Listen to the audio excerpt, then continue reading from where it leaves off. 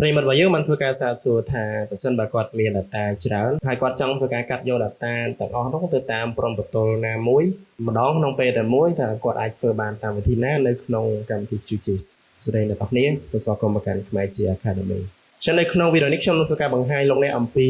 របៀបនៅក្នុងការកាត់យកនៅទិន្នន័យជាច្រើននៅក្នុងពេលតែមួយទៅតាមព្រំប្រទល់ណាមួយឧទាហរណ៍ដូចនៅក្នុងនេះខ្ញុំមាន data ជាច្រើនហើយខ្ញុំមានទិន្នន័យមួយទៀតគឺទិន្នន័យព្រំប្រទល់ឥឡូវឧបមាថាខ្ញុំចង់ធ្វើការកាត់យក data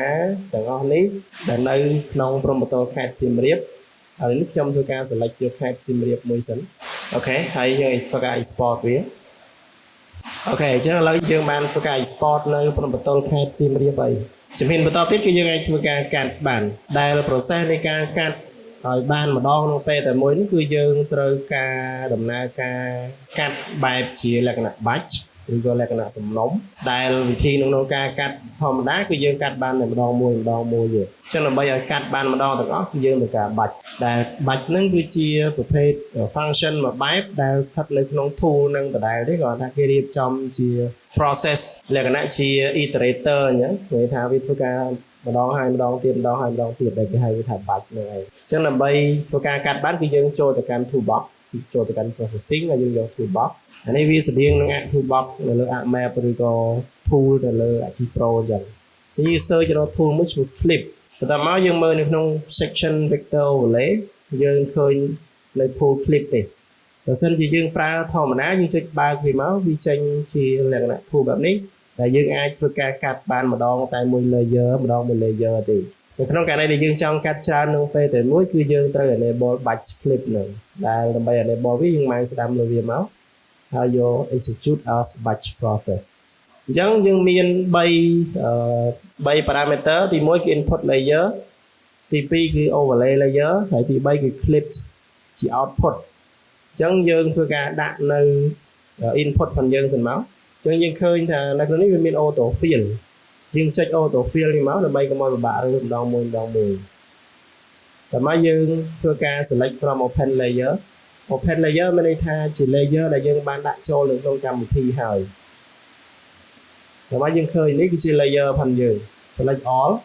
ដកតែ SR នេះទេព្រោះ SR នេះគឺជាទិន្នន័យព្រំប្រទល់បន្តមកទៀត overlay layer គឺជា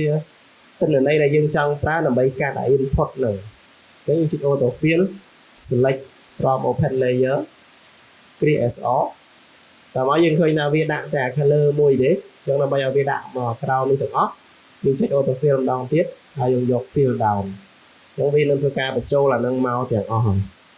ចុងក្រោយគឺនៅសល់កន្លែង clip ជា output នេះចុចលើអាត្រេ3នេះមកដើម្បីធ្វើការរើសទីតាំងអូខេអញ្ចឹងខ្ញុំដាក់វានៅទីនេះហើយខ្ញុំកំណត់ prefix មួយខ្ញុំសរសេរ clip អញ្ចឹងហើយប្រភេទខ្ញុំយកជា shape file អូខេបន្តមកទៀតបានវាបង្ហាញ auto fill setting អញ្ចឹងយើងធ្វើការ auto fill នៅតម្លៃអាកន្លែងយើងសរសេរកន្លែងខ្ញុំសរសេរ clip ហ្នឹងគឺយើង fill with parameter value ហើយបន្តមក parameter to use គឺ input layer មានន័យថាយើងយកអាពាក្យ clip ហ្នឹងមកភ្ជាប់ជាមួយនឹងឈ្មោះ layer ផងយើងព្រោះដោយសារយើងធ្វើការជាលក្ខណៈ batch process ចុច OK យើងឃើញណាវាធ្វើការ auto fill ឲ្យយើងទាំងអស់តែម្ដងតោះមកយើងពិនិត្យមើលឡើងវិញតកតងនឹង parameter មួយហើយបើសិនជាវាត្រឹមត្រូវហើយយើងចុចប៊ូតុង run រួចរាល់ខ្ញុំ select អានេះហើយខ្ញុំបិទវាចោលហើយយើងមកមើលនៅក្នុងទិន្នន័យផងយើងឃើញថានៅក្នុង batch clip នេះយើងឃើញទិន្នន័យផងយើងទាំងប្រមាណហ្នឹងវាបានធ្វើការកាត់ឲ្យយើងអូខេចឹងវាកាត់តែនៅក្នុងព្រំប្រទល់សៀមរាបទេអញ្ចឹងវីដេអូនេះមានតែប៉ុណ្្នឹងទេបើសិនបើលោកអ្នកមើលទៅមានចម្ងល់ត្រង់ណាមិនយល់នោះឬក៏មានសំណុំពរចង់ធ្វើការសាកសួរទាក់ទងទៅនឹងបញ្ហាផ្សេងៗដែលកើតមានលើកម្មវិធី Map Achieve Pro ឬក៏ QGIS លោកអ្នកអាចធ្វើការសាកសួរបន្ថែមបានហើយយើងជួបគ្នានៅវីដេអូបន្តទៀតសូមអរគុណ